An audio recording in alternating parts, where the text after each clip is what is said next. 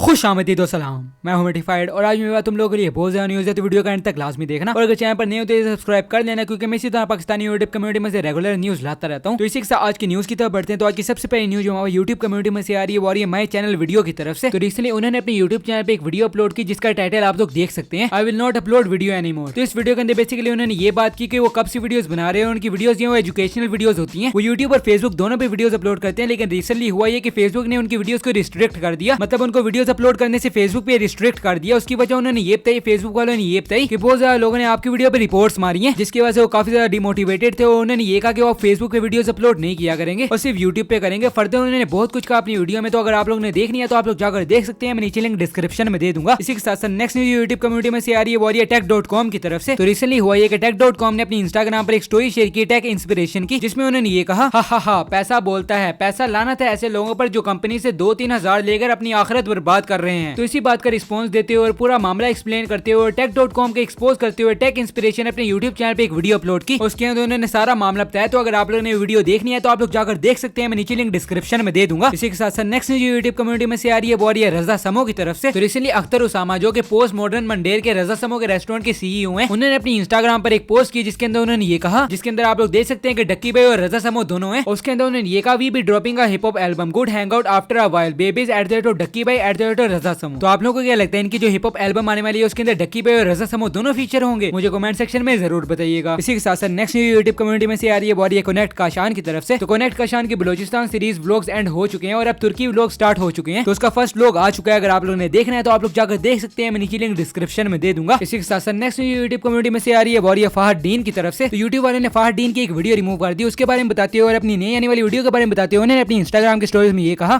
जी अस्सलाम वालेकुम। तो क्या हाल है मेरे भाई और उनकी बहनों को, उम्मीद करता हूँ कि आप सब खैरियत से होंगे। तो यार मैंने ब्रेक लिया था इंटरनेट से, काफ़ी दिन मैं एक्टिव नहीं था और आज जब मैंने सोचा कि अब एक्टिव होना चाहिए, तो आज मैंने अपना यूट्यूब चैनल खोला।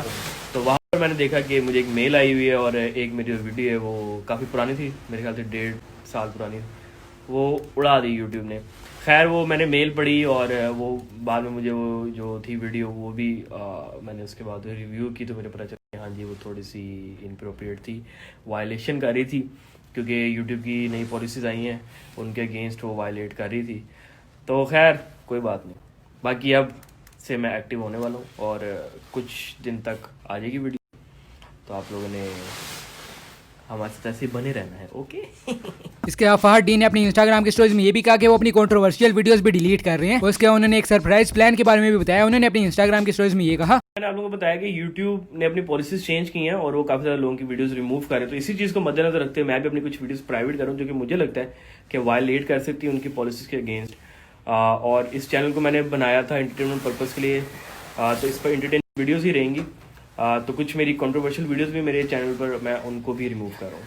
एंड आप लोग सोच रहे हैं कि मैं इतना तैयार क्यों हूँ, ये एक सरप्राइज़ है यार आप लोगों के लिए।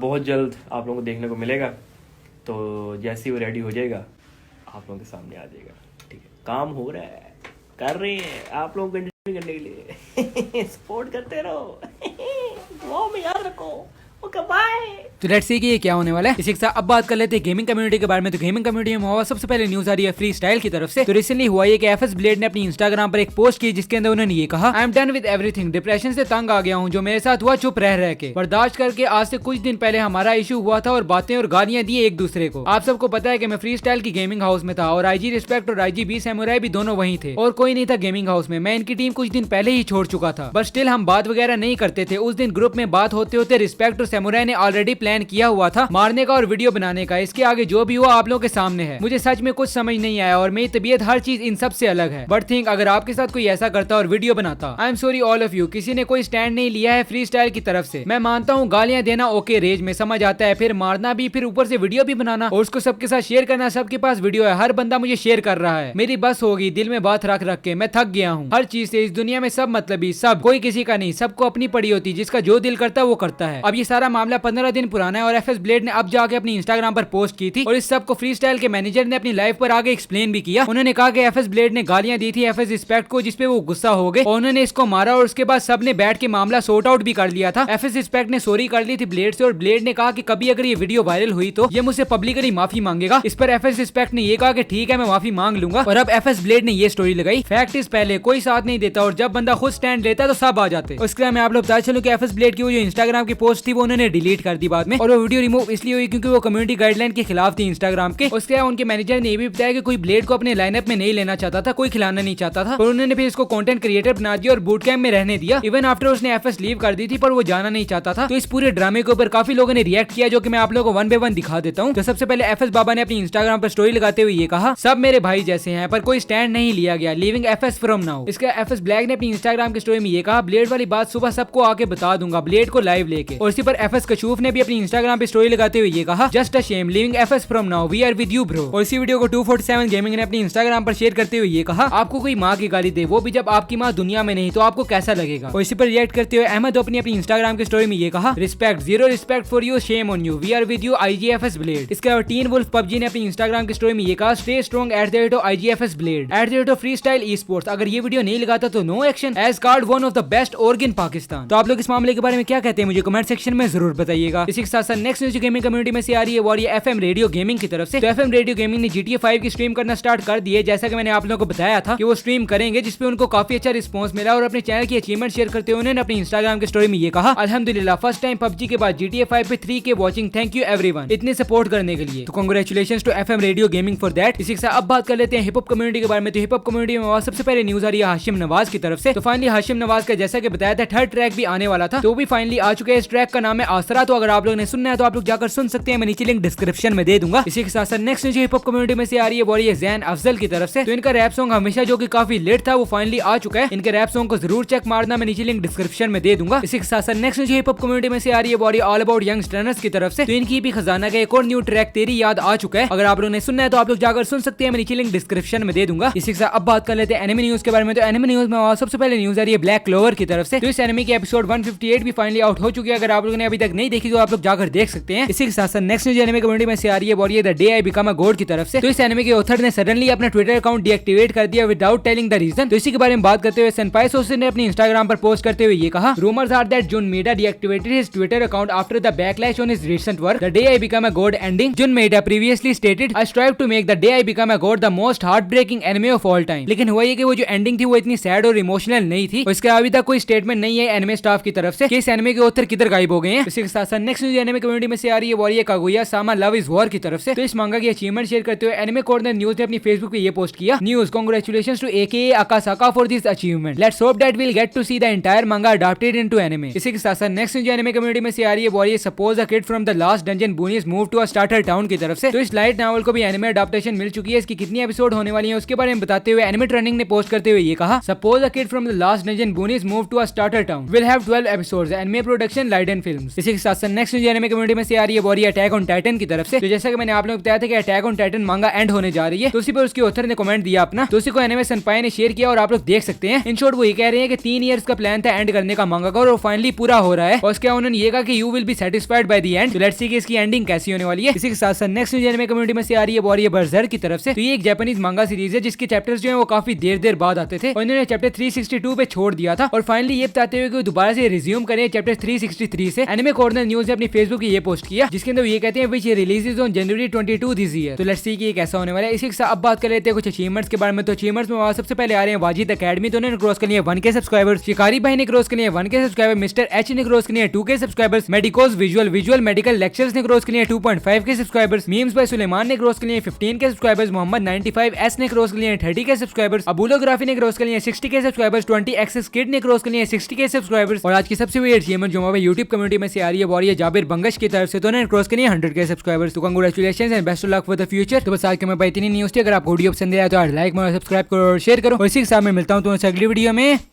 अल्लाह हाफिज।